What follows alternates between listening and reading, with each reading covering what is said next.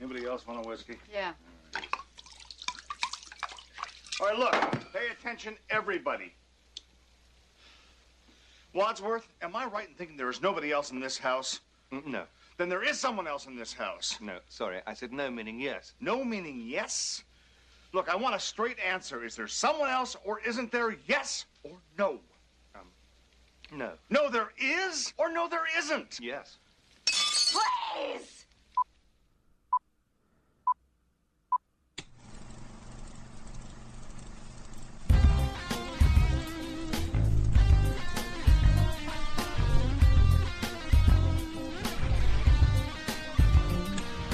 Chris Scuzzo here with Matt Howell. And on this week edition, God, I'm already messing up. I'm pulling a Chris right now. I like the word program. You know, on this program, on this episode, Usually say episode. Of this program, we are going to check out the latest from noted Hollywood weirdo, which is saying a lot, Yorgos Lanthimos. Am I saying that correctly? Yeah, sure. Yes. Sure. Kinds of Kindness. After that, we'll give you our breakdown of the big releases on physical media, our Viper video and streaming picks of the week. And then, because it's now July, the year is halfway over, we're going to give you the best of 2024 so far and our not-so-humble opinions. So, Chris, why don't we listen to a little bit of some of those lovely needle drops in Kinds of Kindness. You know, one of the big faux pas, as they say in podcasting, is if you don't mention the title of your show basically right away, which you have failed to do. So thank you, everybody, for listening to the first run. You know, now here's a clip from... What? What? Look, we're not doing this tonight, all right? I don't care how grumpy you are. Don't take it out on me. We're 713 episodes deep. If we missed it this one time in the last 200 episodes, I think we're okay. Here's your goddamn clip. Excuse me. Can I have a moment of your time? Sure. My name is Rebecca King. I am 29 years old. I majored in literature and now work in the human resources department of a multinational company. But that's not important. My sister Ruth, she's a veterinarian. Her clinic is on Kenneth Avenue, number 18. My sister and I are twins. I think my sister is the one that you're looking for. There's no need to waste any more of your time. I swear to you. It's her. Miss King? Hi. Allow me to introduce myself. My name is Mark Ball. This is my wife, Stephanie Ball. We're here visiting her parents. Her mother's not very well, you see. And we are looking for something, actually a nice, spacious, affordable apartment. I can't quite understand what it is you want from us. Emily, here's Ruth's card. On the back is my address and phone number. If you met her, you'd know exactly what I'm talking about. Thank you. Matt, so what is Kinds of Kindness all about? No, I don't think so. I did the intro, and I have to say, as this episode, this recording approached, I started getting gleeful knowing that you were going to have to explain what this movie is about. Well, on the program today, Matt and I are discussing Kinds of Kindness. And it is, I guess, what it's referred to as a triptych fable, Matt. We have three distinct different stories, but they're still kind of loosely connected, mostly through their titles and one character. And I would note that the entire cast, so we have a bit of an anthology. We have three stories we're here to tell. And, but we have the same actors playing different characters in each of these three stories. And the first up, we have The Death of RMF, which involves Jesse Plemons being tasked to hit somebody with his car, in their car, so that they die. In part two, RMF is flying. Plemons plays a police officer whose wife goes missing, then suddenly reappears out of nowhere. And then finally, in RMF Eats a Sandwich, Plemons stars with Emma Stone, as Stone is in the other two, and of course, as two members of a cult looking to find perhaps the chosen one. And their connection is RMF plays a role basically in each one of these, right? Hence the titles. And the films matter more. It's called Kinds of Kindness because it's the different ways, I guess, people can express or perhaps maybe more exploit the idea of kindness. What are your thoughts on Lanthimos' latest film? So much like everything done by Lanthimos, it is an exercise in indulgence.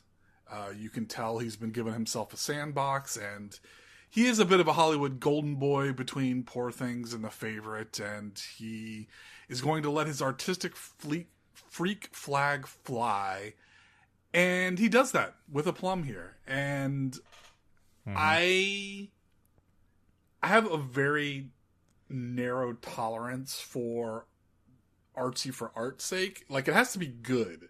Like, it can't just be kind of throwing something out there like to show us all how clever you are. Yeah. But this is pretty good. I thoroughly enjoyed this. Now, just like any anthology, some of the entries are stronger than others, and that's fine. But I think all of the performances in it, from our principals in Plemons, Emma Stone, Willem Dafoe, what's her first name? Quali's first name? Margaret. You know, she's Andy McDowell's daughter. I did not know that until last week. Now that you say that, though, but I can totally see it. It's disturbing that I didn't notice that before, but yes. But as Chris said, and then don't forget too, 2023 Wonderkin Hong Chow. Hong Chow, yep, as well. Yep. So they're all, you know, to an actor, they're all giving very game performances, and they are, you know, good to great in some of them. I overall found it to be entertaining, absurdly funny, at times suspenseful, at times just eye-rolling in its ridiculousness, but I was okay with it for the most part because I felt like it was a very intentional choice. Like, I was supposed to be rolling my eyes at it when, you know, the dramatic choral music's, you know, intoning a chant of no as stuff is going on is intentionally, is totally supposed to be happening. So despite myself, I quite enjoyed this film. Yeah, Matt and I actually got to see this together. It happens once or twice a year, and we were able to check this out together. We were both very upset that we couldn't really dive into it because I think there's a lot in here to chew on. But I was disappointed because I was a little tardy on my letterbox, so I was loading up a whole bunch of stuff that I had watched over the last month. And I saw that what rating you'd given it already, and I was very sad that I knew exactly then generally where we would be going. So. But you may want to rethink that. I don't update their letterbox until the episode drops. So, regardless, I think... So we have these different meditations, Matt, on love and kindness and what that can mean to people. But for me, it's more pointedly how people can use these things to control one another, right? And then kind of shroud it in kindness. And I think, like you said, the three segments, I think, are varying levels of success. I think they're all pretty darn strong. I think for me, the weakest of the bunch is probably Arm is Flying. And I'll confess, it's probably the one I understood the least. And I'm sorry, which one was that? That's the second one? That's with Plemons, and Stone plays what is she, a biologist or botanist who goes missing and then eventually returns? Yeah. And then returns. Yep. And I felt like I didn't quite... There's something I'm missing there. I think I need to ruminate on that one a little longer. But what's interesting here is the perversion of even the term kinds of kindness. I feel like I was watching like this. Basically, if you're familiar with Todd Solondz's films, I think this is something that'd be right up your alley, like a Happiness or something. Just where you have these on their face, potentially normal people who live these really weird and odd lives and have these disturbing personality traits, and it's just weird and uncomfortable, and like Matt said, very, very funny at times. And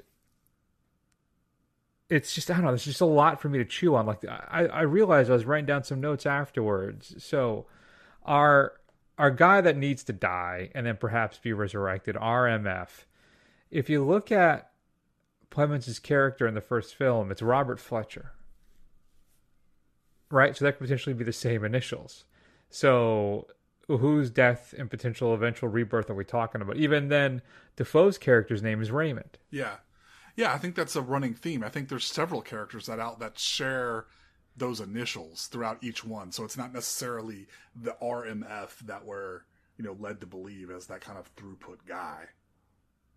Exactly. So I think that's really interesting that, definitely playing. So Margaret Qualley, she plays Ruth and Rebecca, right?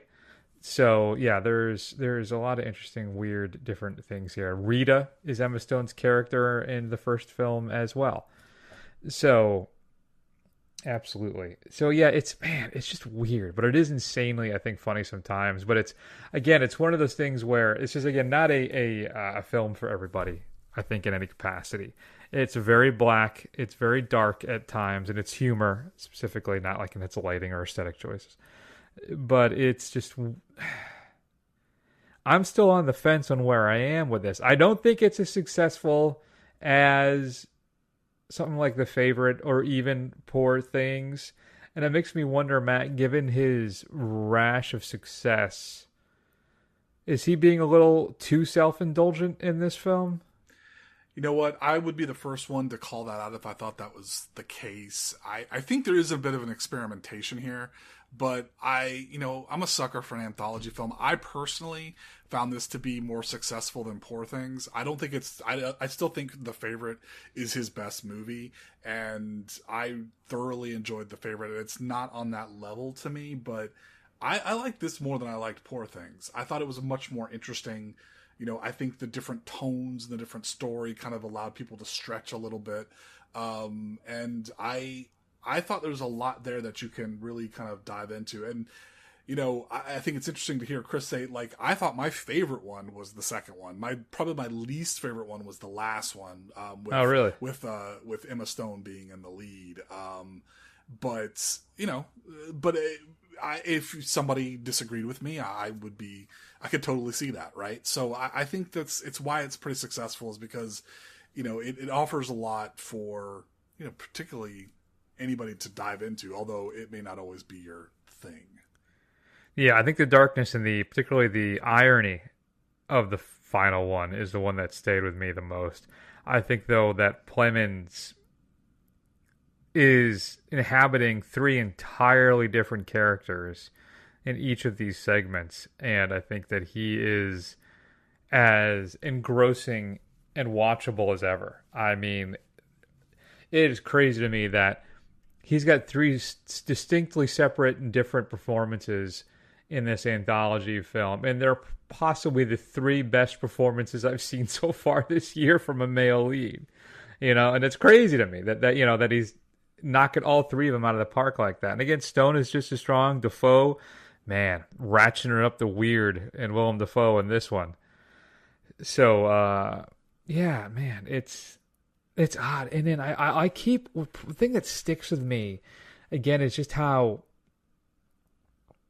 there's like no really good people in this film, right? Even like when you get Stone's character, who in the final segment, when she's in this cult, but she keeps being drawn back to visit her husband and her child, specifically her child, right? Her husband does something unspeakable to her, and you think, well, that's why she left. She didn't just get sucked into this cult. She ran from this guy, right? And the film constantly subverted my expectations. Every time I felt like I had a handle on what was happening, it just slipped through my hands again, all over again. And yeah, go ahead. I was just going to say, to that point, though, I mean, it's interesting, though, to Stone and Lanthimos' credit. I mean, they set it up where Joe Alwyn is, the bad guy, right? And like, it's like, okay, this is all this stuff. But then it almost immediately switches back to, but Emma Stone is also a terrible person, and here are all the different reasons why that she's just as bad, if not worse, than some of what this guy does. Yeah, man, it is something. I'm sitting at a B plus right now for Kinds of Kindness. Yeah, I was vacillating between a B plus and an A minus, but I think I'm going to go with an A minus the more I've sat with it. Okay, I could get there at some point. It's just a weird heavy. This is more Lobster than Favorite, right? Just everybody should know, right? The Favorite, I think, is probably his most accessible film, but this is a different kind of animal there. So if you had a chance to see Kinds of Kindness, it is currently playing in most theaters, I think, right now, though by the time this episode drops, it may be down to a screening or two. I would love to hear your thoughts. Shoot us an email at feedback@thefirstrun.com. Would this be a buy for you? Would you rewatch this? I actually would. I don't think I would buy many of his films, but you know what? I think if given the right price, I think I would probably buy almost all of his films, even The Lobster. And Killing of the Sacred Deer was his too, right? Yep. Okay. Yeah, I mean, I'd buy that. I think the only one I would hesitate on is Poor Things, and that's maybe just me being contrary. Could be. I haven't picked up Poor Things yet because I'm still holding out hope for a 4K, but it's still just available on Blu-ray. And we should do some kind of Yorgos Fest, Matt, because I haven't seen like his first, 4 films? Alps, Dogtooth, I haven't seen Canetta or My Best Friend. I haven't seen even any of those. But I've seen everything since The Lobster. So he's got something else coming out next year. Man, this guy's got to slow down. Holy cats. All right, there you are. Let's talk about what's coming up then, Matt, on physical media this upcoming Tuesday. I am really looking forward to this one. And, oh, wait, am I? Oh, no, that's something else. All right, yeah, here's a clip from something else. I was just wondering, why do you call Billy the Extreme? Because Billy is the extreme. Bill's the most out of control son of a bitch in the game.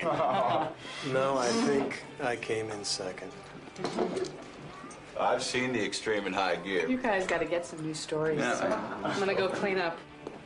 So, we get this one near Dalton, right? Oh, God. We're way too close, and Joe's got the vid on it. She's filming it, right? And all of a sudden, out of nowhere, this shitty-looking Green Valiant comes pulling up right in the way. She starts yelling, and this loser stumbles out of the car. He's got like a bottle of Jack Daniels in his hand. He's naked. Whoa. He is butt Naked.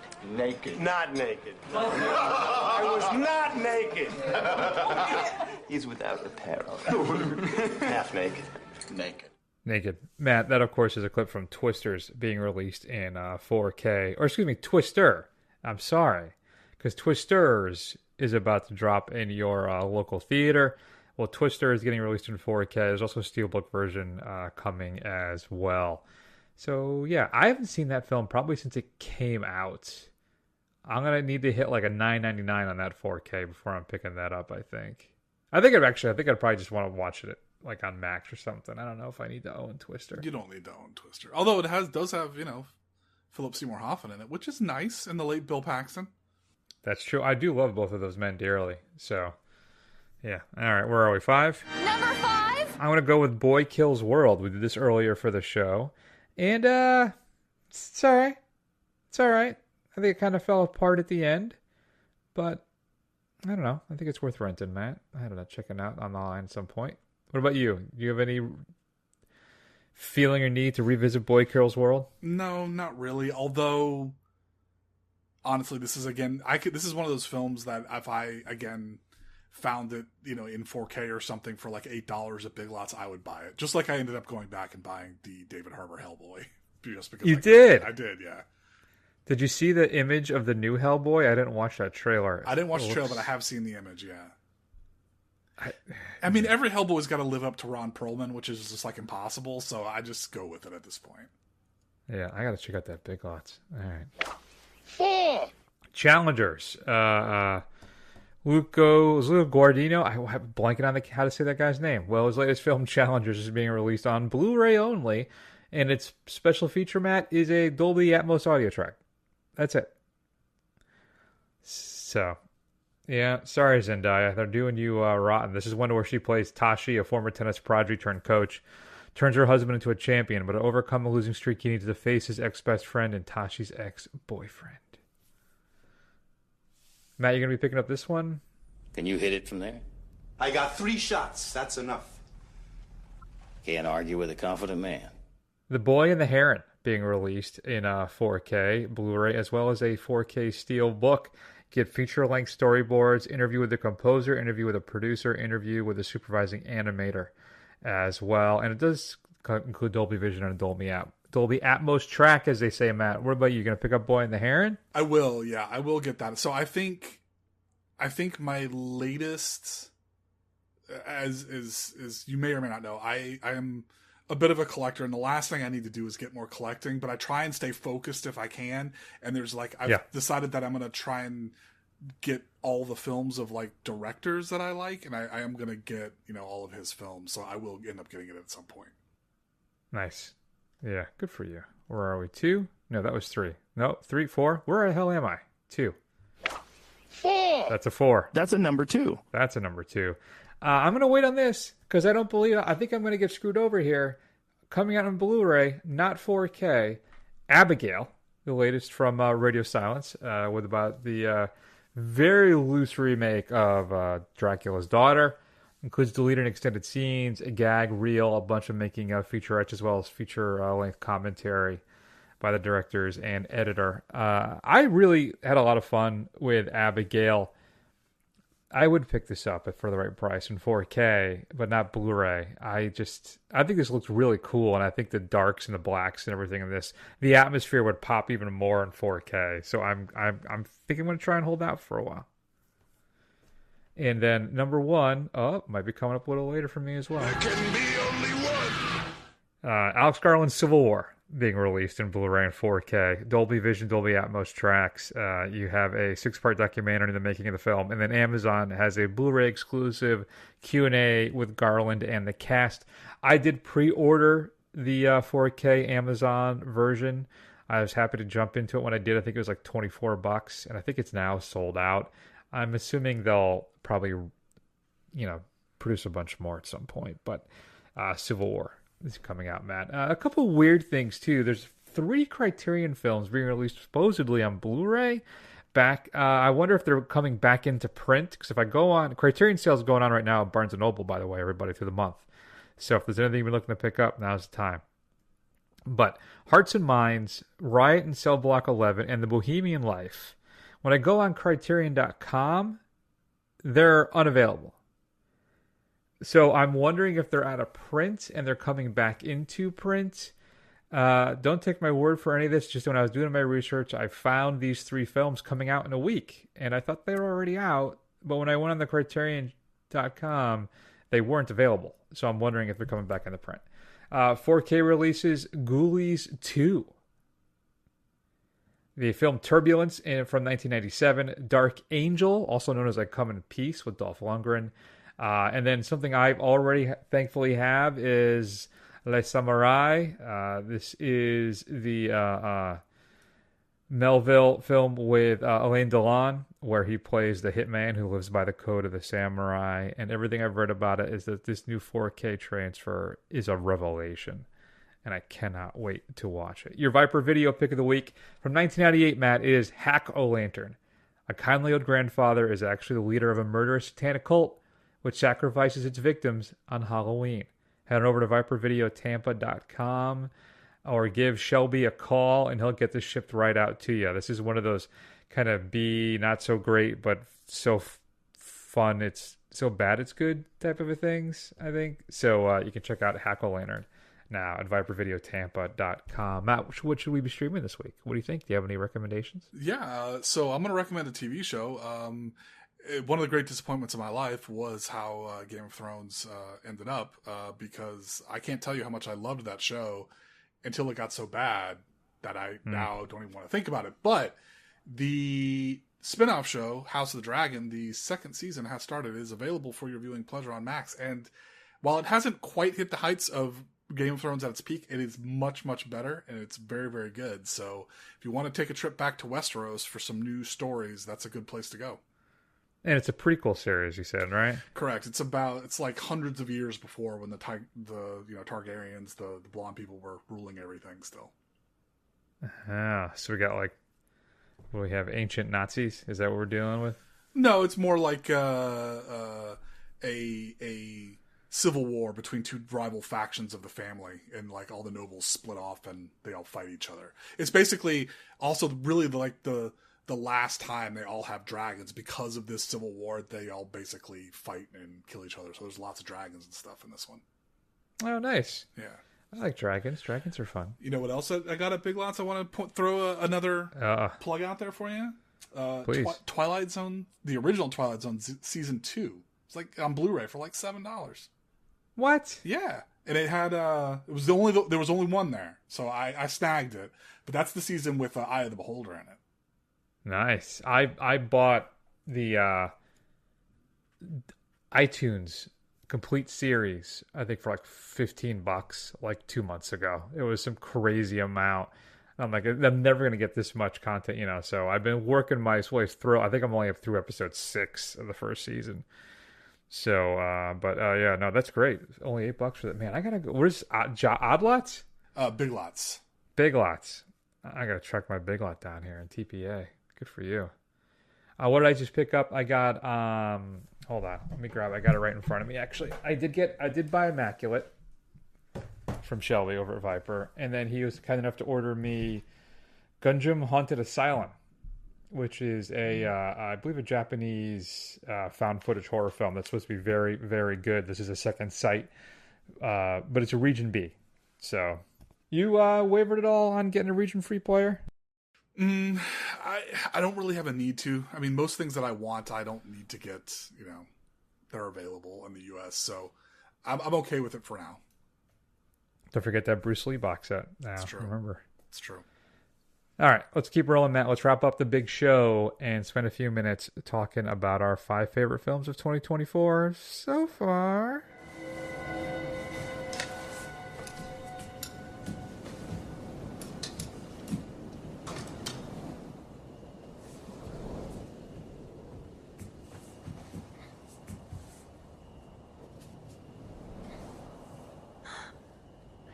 Mercy, reign in the power of evil, build us into living stones of a culture of life that demonstrates in both deed and word, truth in every life, no matter its conditions, dispersed and unrepeatable.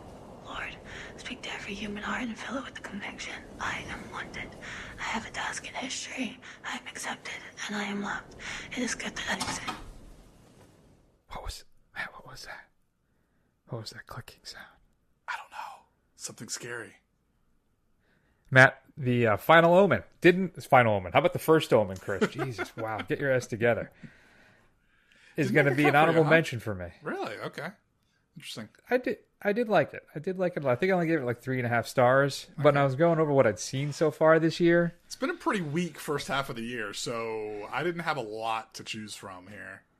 I like what I like. And there's some independent things that as hack critics, we haven't really had an opportunity to watch yet. That other people may have seen. I know like Long Legs could very well be on this list at some point, but doesn't come out really here for another week. But we just did Thelma, and we just did Kinds of Kindness, so they didn't quite make the cut for me. So just yet, we'll see where we end up at the end of the year, Matt. But so yeah, I think I enjoyed enough out of the first Omen to throw it on there as an honorable mention. I'll go first. We'll give you the ultimate number 1. My number 5 then is going to be the big summer blockbuster that wasn't. And that is The Fall Guy. Probably the most fun I've had at the theater this year. The chemistry between Mr. Gosling and Ms. Blunt is, as the kids say, electric. Or as Travolta would say in Greece, electrifying. But yeah, it's a lot of fun. It's a great throwback. I think they're able to revitalize that show as well to a new, younger audience. The stunt work is rock solid. But the thing really hums along just on the chemistry between Gosling and Blunt. And it is just a lot of fun. I cannot wait to watch the extended version. So I'll be picking that up when it comes, I think, in 4K. But I'm going to wait a bit. I want it to drop a little bit in price. What I understand, though, is that The extended cut is only available as the digital download, and it won't be available on disc. That's what I've read. Yeah, I hope that's not correct, but I think that's what I understand. So, number 5, The Fall Guy. Yeah, it's my number 5 as well. I really enjoyed this film. I was expecting it to do much more gangsters, as far as the actual box office, which it didn't, which is a big disappointment, I think, for everybody involved. But I think it's an enjoyable film. As Chris said, it's got great chemistry between its two leads.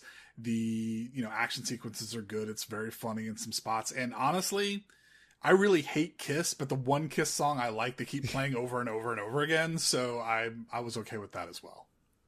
Same with me. Wow, something else we can bond over. I never knew. I cannot stand Kiss as well, except for I Was Made for Loving You. Cool. My number 4, then. I keep vacillating back and forth, Matt, between my 4 and my 3. They keep switching. They keep switching on me. Right now, I think I'm going to go with Furiosa. Anya Taylor-Joy taking over the role as Furiosa in George Miller's prequel to Mad Max Fury Road. Lots of fun stuff. Booms and bams, and it's just a bombastic, great little trip down to the Fury Road universe. It wasn't as, for me, as visually striking as Fury Road. I didn't find it as breakneck and nonstop as Fury Road, which is fine. It's a different film. I think part of the challenge is that Anya Taylor-Joy, though I think as she is good as Furiosa, she doesn't just have the same impact and heft in the character that Theron did. And it's even though there's lots of great little moments, it's just not as good as Fury Road. Now I think that's probably not a fair thing to try and hold it up to. But, and it's my number 4 right now. And still lots of great action scenes. And one of the more fun experiences you'll have at the cinema this year. Very intense. Just sitting at 4 for me right now. All right. So my number 4 then is an honorable mention for Chris. It's The First Omen, a franchise that, besides the original entry, is pretty inert. It is not a particularly good franchise, but Nell Tiger Free and the rest of the principals and the filmmakers in this, they managed to wring out some real suspense, some really clever visuals, showing you just enough, keeping some things off the table. Incredibly graphic in some. A demon hand comes out of a place that I did not think they would give a close-up for, but they did. So they did not shy away from that. So good for them. So yeah, I think overall, I think it, as much as the best horror movie we've seen so far this year, but we have some serious contenders coming up in the latter half. So we'll see. Exactly. My number 3 then is probably what I was hoping to see the first time. This one worked better, grabbed the grandeur, felt much more epic in scale, which I think was the point the first time. And I think we just have more story now. And the first film felt so much more like just a prequel and a setup of everything that now we actually get to jump into everything. Of course, Matt, my number 3 is Dune Part 2. And though I still have some issues with the ending, perhaps, making it feel, again, very open-ended, though it does feel much more cohesive and as a finalized project, unlike the first one, that it's my number 3. Villeneuve, again, just doing some fantastic world-building work in this film, and everything just feels more comprehensive and complete and whole this time. And so Dune 2 is my 3. Very good. So my number 3 then is Furiosa. I agree with Chris. It's nowhere near as good as the first one, although it is good and it is very entertaining. I think it's just hampered by the fact that it's kind of going up against an all-time stone cold classic action film that came out of nowhere. This is much more of what you would expect from a Mad Max film. If you watch some of the other ones, whereas Fury Road is looking more and more like an outlier kind of thing, but it's still, it's still a universe that is fun to visit. Anya Taylor-Joy and Chris Hemsworth are a lot of fun to watch. The action scenes are still very, very good. So honestly, I may have been, it may have suffered from having too high of expectations, but overall, I really enjoyed it. Excellent, Matt. Then my number 2 is, I think I described her as a dangerous filmmaker. And that is Love Lies Bleeding from the latest from Rose Glass, who, if you haven't seen, why am I blanking on the name of it, Matt? What's Glass's first film? We did it for the show. I am asking you. I'm relying on you to save me when I blank on the names of films. Saint Maud. Thank you very much, Matt. Jeez, take your time, would you? But this time we dive into a kind of modern noir. We have two great leads who get caught up in the criminal machinations of one of their fathers, and everything that goes horribly wrong as these two young women fall in love, try and build a life together. That all comes crumbling apart, and maybe they're able to salvage everything, maybe they're not. But just visually, tonally, one of the more striking films I've seen all year. It maybe gets a little surreal at the end, which I don't have an issue with. I just got the 4K from A24. I was anticipating that it was going to be kind of one of those oversized ones, like it's Midsommar set. It's not. It's a regular sized case. So, but number 2 for me, Love Lies Bleeding. Yeah, honorable mention for me. Did not make my list, but it is something. It is something to watch, that is for sure. All right, so my number 2 then is the film we just discussed, Kinds of Kindness. Like I said, I am not going to punish the film for, accusing it of recency bias or anything like that. I genuinely was enthralled by the film. I was sucked in, and despite my best efforts to kind of hate on it, I couldn't do that. I enjoyed it thoroughly as I was watching it. So Kinds of Kindness, just go back a few minutes and listen to our discussion, but it is my number 2. There you go. And then my number 1 then is Alex Garland's Civil War. Mentioned it kind of briefly a few minutes ago. Just a intense, perhaps not so hypothetical idea of what would happen in a collapsing America, told through the viewpoint of the press, and really kind of gives us a more three-dimensional, fully developed viewing of the press as well, but also one of the more visceral cinematic experiences you will have. I feel bad if you didn't get to see this in the theater. I got to see this in Dolby. I'm sorry, it was at IMAX, I believe, because I was traveling at the time and only had access to an IMAX theater. And but just the surround sound, the editing, the sound editing, that's the word I'm looking for. This is, I think, an early contender for an Academy Award, and the most intense and unsettling film I've seen so far this year. And I'm making it an official act that this is my favorite film so far of 2024, which means no matter what I do about it, I cannot be prosecuted because it's an official act. Wow.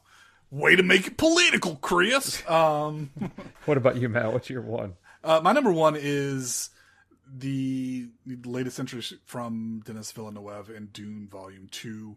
It kind of delves into, more, as Chris said. It kind of sets the sound stage for when things really going to get weird in the next set of films.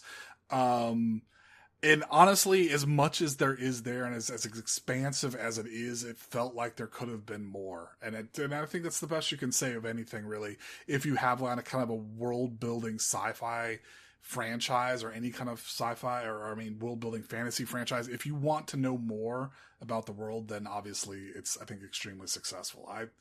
I really loved it, and I hated Civil War, so it's not even an honorable mention for me. So there, Chris. Oh my gosh. Does that suck? I'd forgotten that you hated Civil War. That's right. If you want to hear us, Uncle Matt and Uncle Chris argue, which we rarely ever do, go back and listen to that episode, because I was not a fan of Civil War. I was insulted by it.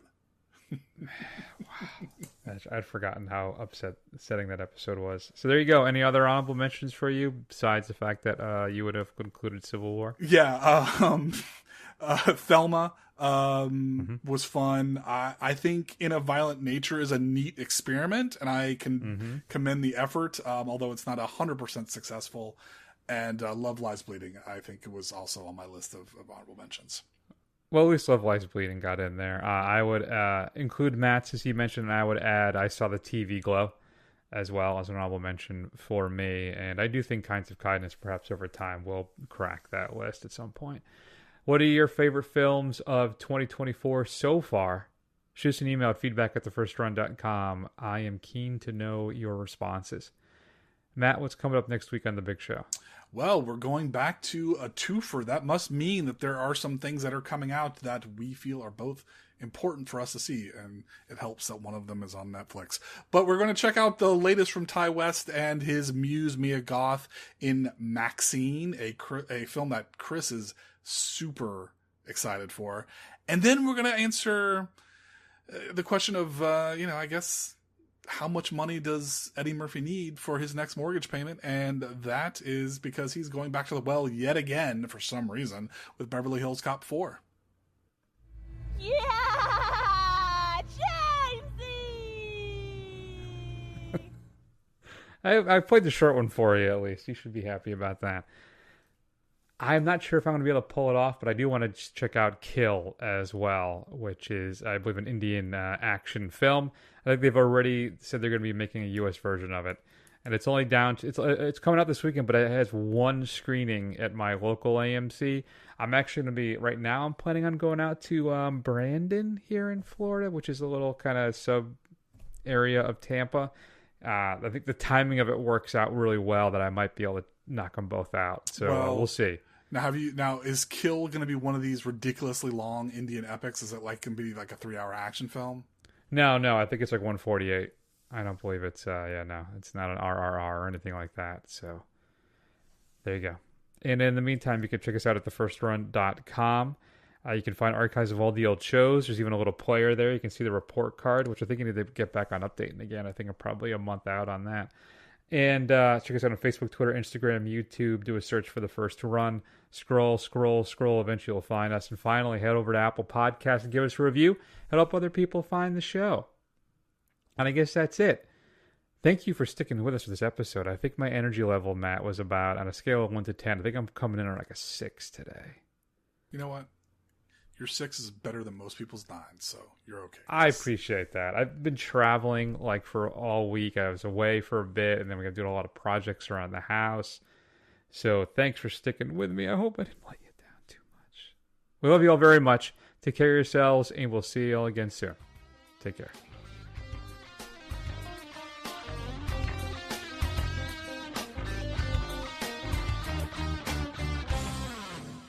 This place is better than Epcot Center. Come on, let's go and get the guy. Yeah, we got it.